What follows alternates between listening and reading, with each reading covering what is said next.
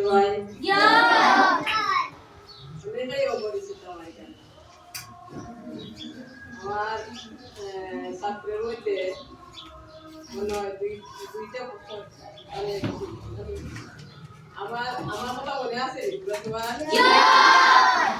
আজকে থেকে 2 বছর আগে আমি এখানে আসলাম না। আজকে এই সবার আমার উপলক্ষে আয়োজিত এই সবার উপস্থিত আমার ছাত্র সহপাঠী আমার কলিগেরা সবাই উপস্থিত থাকাতে আমি খুব খুশি হয়েছি। সবাইকে আমি ধন্যবাদ জানাই। সবার উপস্থিতিতে তোমরা সবাই উপস্থিত আছো দেখে আমার খুব খুশি লাগতেছে।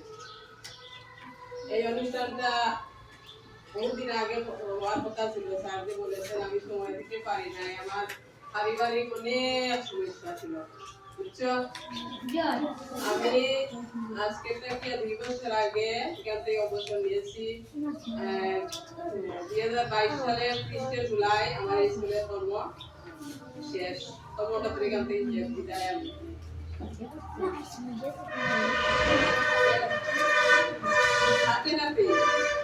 ঠিক 1 বছর আগে থেকে আমার পারিবারিক জীবনে প্রাকৃতিক বিপর্যয় নেমে এসেছে। এই প্রাকৃতিক বিপর্যয়ে 21 সাল 22 সাল 23 সাল 3টা বছর আমার সময়টা নিয়ে গেছে, বিরাট সময় আমার নিয়ে গেছে, যে কারণে আমি স্যারের কথা রাখতে পারিনি।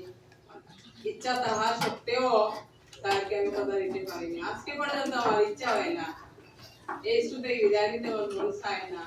তোমাদের মাঝে আমার বারবার থাকতে মন চায়। আমি তোমাদের মাঝে যখন ছিলাম আমি খুব ভালো ছিলাম, এখন আমি উঠেই ভালো নাই।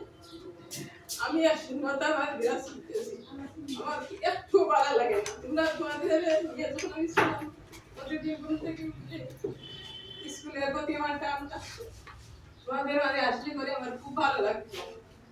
এখন আমার 2টা বছর একদম আমি শূন্য হয়ে গেছি, আমার একদম ভালো লাগে না। তোমরাই আমার জীবন ছিলে, তোমাদের আমি সবসময় স্মরণ করি, তোমাদের মঙ্গল কামনা করি। তোমরা সবাই ভালো থাকো আর আমার জন্য আশীর্বাদ করবাই, দোয়া করবাই, আমার শরীরটা সুস্থ থাকে। যতদিন বাঁচিয়ে থাকি আমি পৃথিবীতে আমার শরীরটা যেন ভালো থাকে, এইটুকু আমি সবার কাছে কামনা করি। আর আমার কলিগবৃন্দ যদি আমার আশার আচরণে কেউ কষ্ট পেয়ে থাকেন, সবাই আমাকে সমাজের দৃষ্টিতে দেখবেন। আমার আজ আর কারো কথা কিছু মনে নাই, মনে থাকেও না, অনেক কিছু আমি ভুলে গেছি। 2টা বছর আমার জীবনে একটা বিরাট সময় নিয়ে চলে গেছে, আমি অনেক দূরে হারিয়ে গেছি, এখন আমার আর কিছু মনে পড়ে না।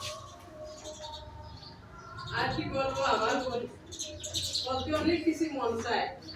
তোমাদের উদ্দেশ্যে আমি 2টা কথা বলি।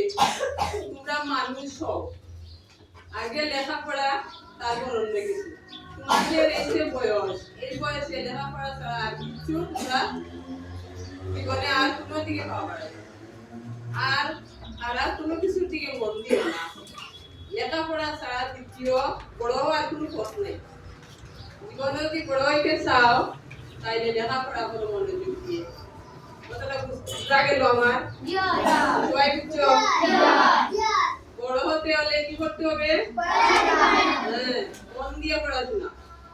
তোমরা বড় হও, আরো বড় হও, আরো বড় হও। আমি আর মন চাই এই পটারনা স্কুলের ছাত্র, নেওয়াজের স্কুলের ছাত্ররা দেশে বিদেশে বড় বড় স্থান নিয়ে কর্মস্থলে কাজ করুক, দেশে বিদেশে তোমাদের নাম ছড়িয়ে পড়ুক, আমার খুব মন চায়। আর আমার যখনই আমি দেখি তুমি এখন ছাত্র, আমার হঠাৎ করে চোখে পড়ে মোবাইলে আমি দেখি আমার খুবই ভালো লাগে, মনে মনে খুব খুশি হই আমি, বুঝছো? তাই লেখাপড়া সারা বড় আর উপায় নাই। তুমি যদি বড় হইতে চাও মনোযোগ দিয়ে লেখাপড়া করো। আর দ্বিতীয় কথা হইল আচার আচরণ, ব্যবহারটা, আচার আচরণটা মানুষের সাথে মানুষের মতো করবে। বুঝা গেল আমার কথা? আমাদের ব্যবহারে, আচার আচরণে কেউ যেন দুঃখ না পায়, কেউ যেন না বলে যে নাবাজার স্কুলের ছাত্র ব্যবহার খুবই খারাপ, এই কথাটা যেন কেউ না বলে। মনে থাকবে কথা? আর 3 নম্বর কথা হইলো যার যার মা বাবাকে খুব বেশি সম্মান করবে। বুঝছো? আমাদের বলতে আপনি মা বাবা আছেন না? মা বাবার সমতুল্য পৃথিবীতে আর কেউ নাই, কিচ্ছু নাই। বুঝা গেল পরিষ্কার? যাদের মা বাবা নাই তারাই শুধু বুঝতে পারে এই বিষয়টা। ভগবান বা আল্লাহর পরে তৃতীয় কে? মা বাবা। মা বাবার উপরে আর কেউ স্থান হয় না। ঠিক আছে? তোমরা মার কথা বাবার কথা মনোযোগ দিয়ে শুনবে আর স্কুলে শিক্ষকদের কথা শুনবে।